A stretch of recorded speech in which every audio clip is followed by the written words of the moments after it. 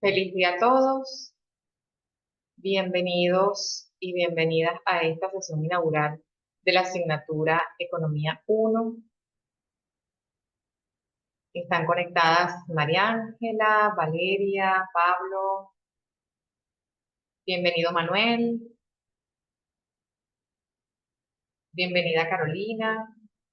Por favor, infórmenme a través de la mensajería del chat si me ven bien, me escuchan bien y además pueden visualizar la diapositiva. En este momento estoy en pantalla compartida con ustedes, con el tema que nos va a ocupar el día de hoy, la economía y las escuelas de pensamiento económico.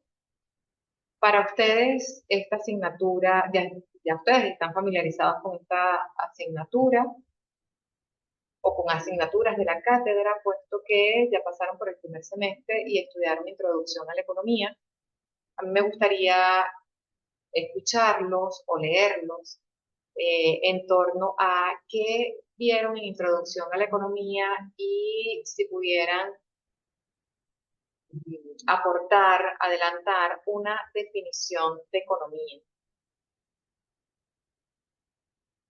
María Ángela dice que en Introducción a la Economía estudiaron ley de oferta, ley de demanda, mercados, precios.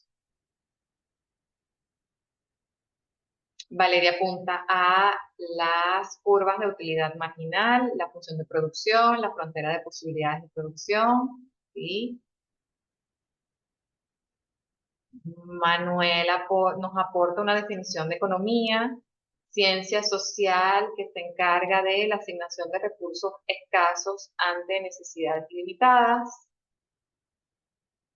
Pablo nos indica que en esta asignatura, a diferencia de en Introducción a la Economía, estudiamos macroeconomía y no microeconomía. Bien, gracias. Y Carolina apunta a que la economía estudia todas las transacciones que se dan cotidianamente para el intercambio de bienes y servicios. ¿Sí? Bueno, gracias muchachos por la participación. En efecto, si se fijan en cada una de sus participaciones, podemos hablar de dos acepciones distintas del vocablo economía. Por un lado, la economía, como acaba de definir Carolina, como quehacer cotidiano para la subsistencia humana, y por otro lado, el pensamiento o la reflexión teórica sobre ese quehacer. ¿Okay? En la primera acepción estamos hablando del conjunto de actividades que realiza el ser humano para la producción, la asignación y la distribución de bienes y servicios. Y en su segunda acepción estamos hablando de la reflexión teórica, el pensamiento que a lo largo de la historia ha girado en torno a ese quehacer. Son dos concepciones distintas. En esta asignatura nos vamos a ocupar de la segunda de las acepciones de economía, es decir, este no es un curso de historia de la economía, este es un curso en el cual estudiamos algunas de las escuelas de pensamiento económico, específicamente dos escuelas que ya vamos a pasar a definir brevemente. Y eso además nos acota el periodo histórico a estudiar. En la primera de las acepciones de economía estamos hablando de un periodo histórico bastante largo que se remonta al año 4000, 5000 antes de Cristo, cuando aparecieron las primeras organizaciones sociales, que llamamos civilizaciones, mientras que el pensamiento económico, algunos autores suelen marcar su inicio hace unos 2500 años con los escritos de Aristóteles en su Ética a Nicómaco, texto de este autor, en el cual define la economía como el comercio, está bastante acotado al comercio, de hombres libres para la transacción de bienes y servicios. ¿Okay? Cada una de las definiciones de economía tiene una correspondencia con el contexto histórico. Fíjense que esta definición que acabo de dar de economía, la definición de Aristóteles, está muy centrada en el comercio justamente porque Aristóteles vive en una época en la cual la producción, la organización para la producción de bienes y servicios era una organización esclavista y lo que la economía estaba básicamente referida al comercio de los bienes y servicios que realizaba la minoría de la población de la época, que eran los hombres libres.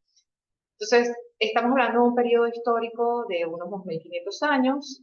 No vamos a profundizar, obviamente, no da el tiempo en este semestre para profundizar en ese pensamiento económico. No vamos tampoco a estudiar todas las escuelas de pensamiento económico, sino que nos vamos a centrar en dos teorías económicas o corrientes de pensamiento económico que se desarrollan a finales del siglo XIX, con antecedentes, obviamente, aportes anteriores.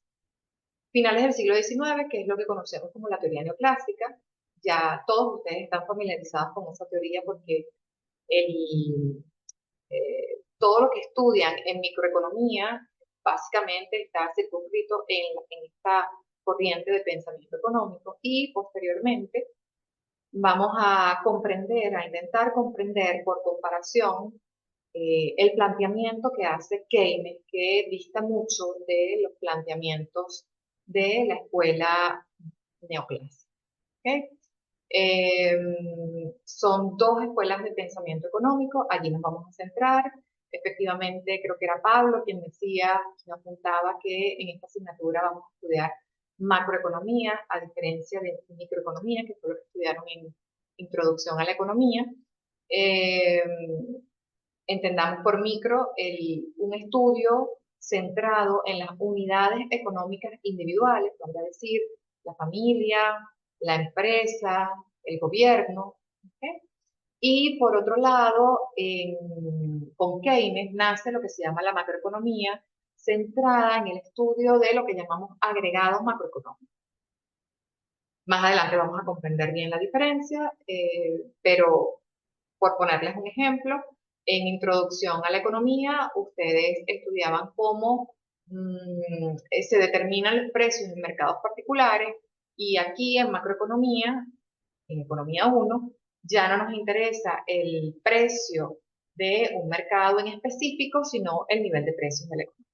Nos preguntamos cosas más globales como por qué crecen las economías, qué determina el crecimiento económico, cuáles son las variables que influyen en el empleo o en el desempleo, qué variables influyen en la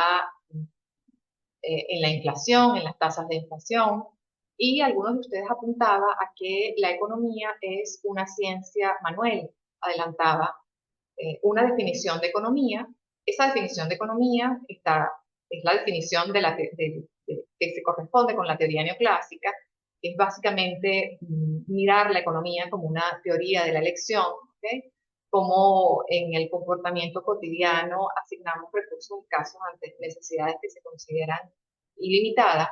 Pero apuntaba Manuel que la economía es una ciencia social, ¿sí?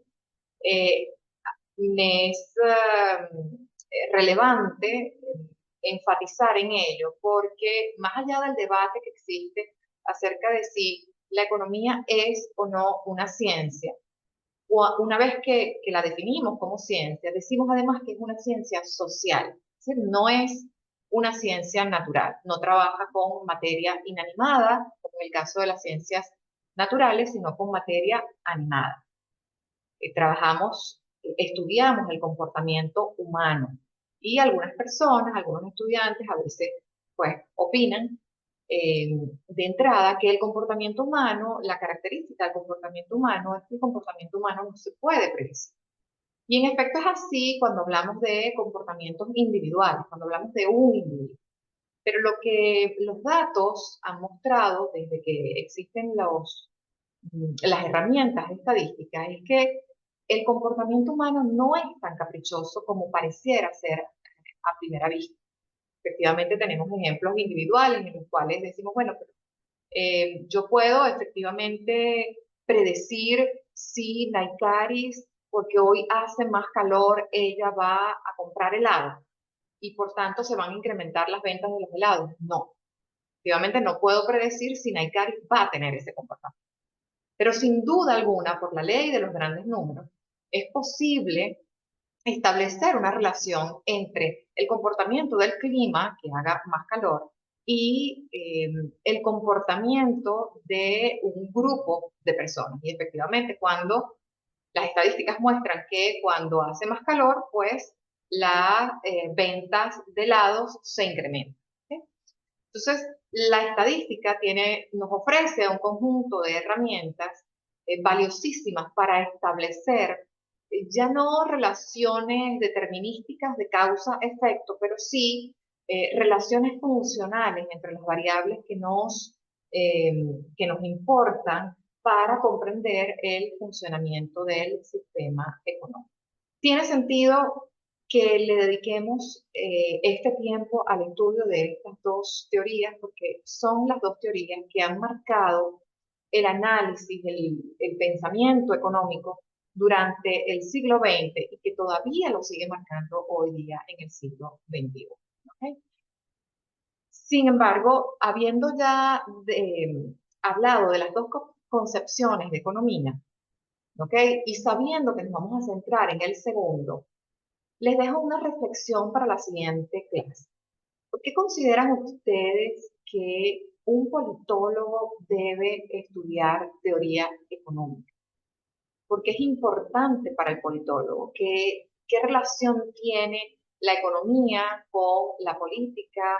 ¿Y por qué en la carrera de estudios políticos está previsto que el estudiante, futuro politólogo, se forme en estos temas?